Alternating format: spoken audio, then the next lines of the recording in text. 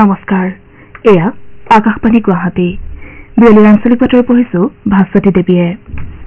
মুখ্যমন্ত্ৰী হিমন্ত বিশ্ব শৰ্মাই অসম সচিবালয়ত আজি সৌৰশক্তি প্ৰকল্প মুকলি কৰে এই প্ৰকল্পৰ জৰিয়তে মাহে গড়ে 3 লাখ ইউনিট বিদ্যুৎ উৎপাদন কৰি প্ৰচলিত শক্তিৰ উৎসৰ ব্যৱহাৰ হ্ৰাস কৰাৰ লক্ষ্য লোৱা হৈছে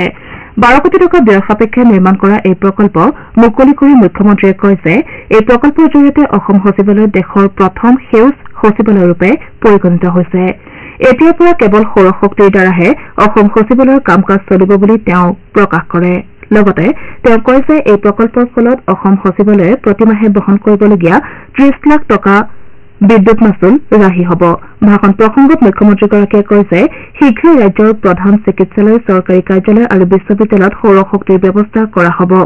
ৰাজ্যবাসীৰ ঘৰত সৌৰশক্তিৰ পেনেল বহাবলৈ তেওঁ আহ্বান জনায় সৌৰশক্তি ব্যৱহাৰ কৰা লোকক প্ৰধানমন্ত্ৰী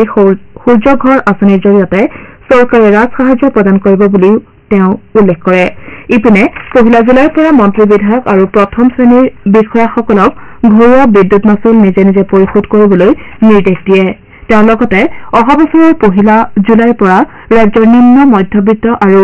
দুখীয়া লোকক বিদ্যুৎৰ মাচুল 1 টকাকৈ কমাবলৈ বিদ্যুৎ বিভাগক নিৰ্দেশ দিয়ে অনুষ্ঠানত শক্তিমন্ত্ৰী নন্দিতা গাৰ্লছৰ লগতে শক্তি বিভাগৰ বিভিন্ন শীৰ্ষ বিষয়া উপস্থিত থাকে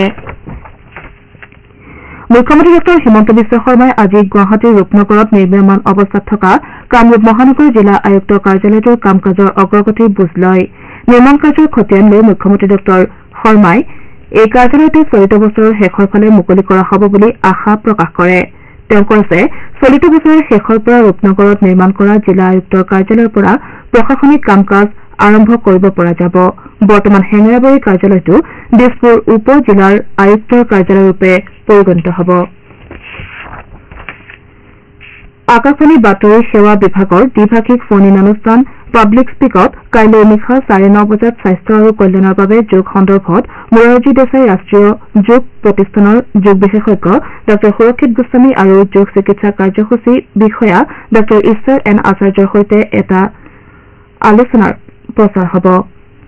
আগ্ৰহী শ্ৰোতাসকলে অনুষ্ঠান চলি থকা সময়ত 011-2342-1050 আৰু 011-2331-4444 নম্বৰত ফোন কৰি যোগাভ্যাসৰ বিভিন্ন দিশ সম্পৰ্কে বিশেষজ্ঞ দুগৰাকীক প্ৰশ্ন সুধিব পাৰিব তেওঁলোকে হোৱাটছএপ যোগে 9289094044 নম্বৰলৈও প্ৰশ্ন প্ৰেৰণ কৰিব পাৰিব আকাশবাণীৰ FM গোল্ড চেনেল আৰু অতিৰিক্ত ফ্ৰিকুৱেন্সিসমূহত এই অনুষ্ঠান শুনিবলৈ পোৱা যাব শ্ৰোতাসকলে আমাৰ ৱেবছাইট newsonair.co.in আৰু YouTube channel news on air official যোগেও এই অনুষ্ঠান প্ৰচাৰ হ'ব প্ৰধানমন্ত্ৰী নৰেন্দ্ৰ মোদীয়ে 21 জুনৰ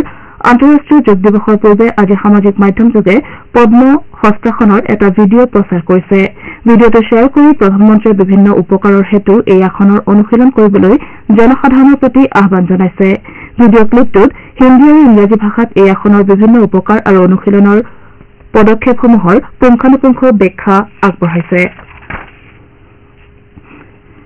আবকাৰী চোৰাংচোৱা সংস্থাই তামুলপুৰ জিলাৰ ভিন্ন প্ৰান্তত আজি অভিযান চলাই বৃহৎ পৰিমাণৰ অবৈধ বিদেশী সুৰা জব্দ কৰে গুৱাহাটীৰ পৰা অহা আবকাৰী দলটোৱে চুবুৰীয়া ৰাষ্ট্ৰ ভূটানৰ পৰা চোৰাংকৈ সৰবৰাহ কৰা প্ৰায় 25 লাখ টকা মূল্যৰ সুৰা জব্দ কৰে